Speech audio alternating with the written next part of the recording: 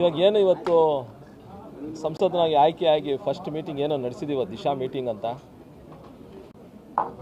ಮೂರು ತಿಂಗಳಾಗಿದೆ ನಾನು ಸಂಸದನಾಗಿ ಏನು ಒಂದು ವಿಚಾರಗಳು ತಿಳ್ಕೋಬೇಕಾಗಿತ್ತು ಅದೇ ನಾವು ಆವಾಗಲೇ ಡಿ ಸಿ ಅವ್ರಿಗೆ ಹೇಳಿದ್ದು ಕೆಲವು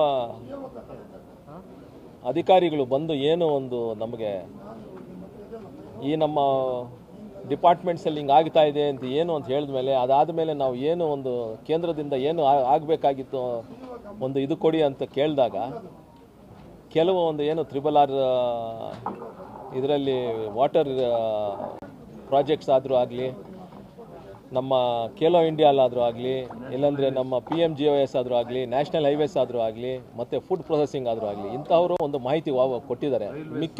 ಮಿಕ್ಕಿದ್ದವರು ಏನೂ ಸ್ವಲ್ಪ ಮಾಹಿತಿ ಕೊಟ್ಟಿಲ್ಲ. ಅದೇ ನಾನು ಹೇಳಿದ್ದು ಡಿ ಸಿ ಅವರಿಗೆ ಪ್ರೋಟೋಕಾಲ್ ಕರೆಕ್ಟಾಗಿ ನಡ್ಕೊಳ್ತಾ ಇಲ್ಲ ಅಂತ. ಏನಾದರೂ ಅವರು ಬಂದು ನಮಗೆ ಕೊಡ್ತೀವಿ ಅಂದರೆ ನಾನು ಅದು ಆ ಕೆಲಸ ಮಾಡೋಕ್ಕೆ ಸಿದ್ಧವಾಗಿದ್ದೀನಿ ಅಂತ ಹೇಳೋಕ್ಕೆ ಇಷ್ಟಪಡ್ತೀನಿ. ಯಾಕಂದರೆ ಈ 5 ವರ್ಷ ಏನು ನಾವು ಸಂಸದರಾಗಿರ್ತೀವೋ ಏನೊಂದು ಒಳ್ಳೆ ಕೆಲಸ ಮಾಡಿ ಹೋಗೋಣ ಅಂತ ಈ ಇದರಲ್ಲಿದ್ದೀವಿ. ಅದು ನಾನು ಒಬ್ಬನೇ ಅಲ್ಲ, ನಮ್ಮ ಶಾಸಕರಾದರೂ ಆಗಲಿ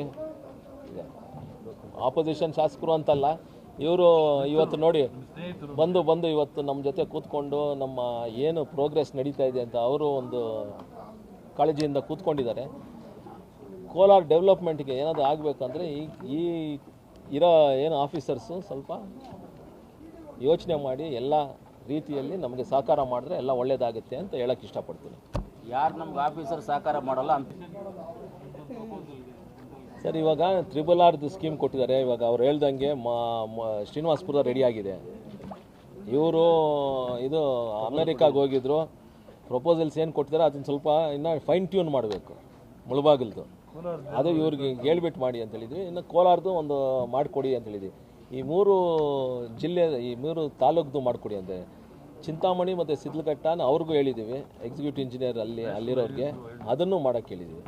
ಸೊ ಇದ್ರ ವಿಚಾರ RRRದು ಖೇಲೋ ಇಂಡಿಯಾದಲ್ಲಿ ಏನು ನಾವು ಸ್ವಿಮ್ಮಿಂಗ್ ಪೂಲ್ ಮಾಡಬೇಕು ಅಂತ ಏನು ಪ್ರಪೋಸಲ್ ಕಳಿಸಿದ್ರು ಅಷ್ಟೊತ್ತಿಗೆ ನಮ್ಮ ರಾಜ್ಯ ಸರ್ಕಾರನೇ ಅದನ್ನು ಪ್ರಪೋಸಲ್ ಮಾಡಿ ಅದು ಸ್ಯಾಂಕ್ಷನ್ ಆಗಿದೆ ಅಂತ ಆ್ಯಕ್ಷನ್ ಪ್ಲ್ಯಾನಲ್ಲಿ ಬಂದಿದೆ ಅಂದಿದ್ದಕ್ಕೆ ಅದಕ್ಕೆ ಏನಾಗಿದೆ ಅಂದರೆ ಇವಾಗ ಒಂದು 10 ಎಕರೆ ಕೊಡಿ ಅಂತ ಇವ್ರಿಗೊಂದು ಲೆಟ್ರ್ ಕೊಡ್ತಿದ್ದೀವಿ. ಯಾರು ನಮ್ಮ ಜಿಲ್ಲಾಧಿಕಾರಿಗಳಿಗೆ. ಆ ಜಿಲ್ಲಾಧಿಕಾರಿಗಳು ಕೊಟ್ಟರೆ ಒಂದು ಸ್ಟೇಡಿಯಂ ವಿತ್ ಫೆಸಿಲಿಟೀಸ್, ಏನು ನಮ್ಮ hostel facilities for boys and girls, sports ಏರಿಯಲ್ಲಿ ಅದನ್ನು ಒಂದು ರೆಡಿ ಮಾಡೋಕ್ಕೆ ಅದನ್ನು ಮಾತಾಡಿದ್ದೀವಿ. ಇದ್ರ ಜೊತೆ ಫುಡ್ ಪ್ರೊಸೆಸಿಂಗ್ ಯೂನಿಟ್ ಅಂತ ಏನು ಮಾಡಬೇಕು ಅಂದ್ಕೊಂಡಿದ್ದೀರೋ ಅದು ಟೆಕ್ನಿಕಲಾಗಿ ಏನೇನೋ ಹೇಳ್ತಾರೆ. ಟೊಮೆಟೊ ನಮಗೆ ಇರೋದು ಪಲ್ಪ್ ಇಲ್ಲ, ಅದಕ್ಕೆ ಅದನ್ನು ಯೂಸ್ ಮಾಡೋಕ್ಕಾಗಲ್ಲ ಅಂತ. ಅದನ್ನು ಸ್ವಲ್ಪ ಯೋಚನೆ ಮಾಡಿ ಅಂತ ನಮ್ಮ ಹಾರ್ಟಿಕಲ್ಚರ್ ಇವರು ಕುಮಾರಸ್ವಾಮಿ ಅವ್ರಿಗೆ ಹೇಳಿದ್ದೀವಿ.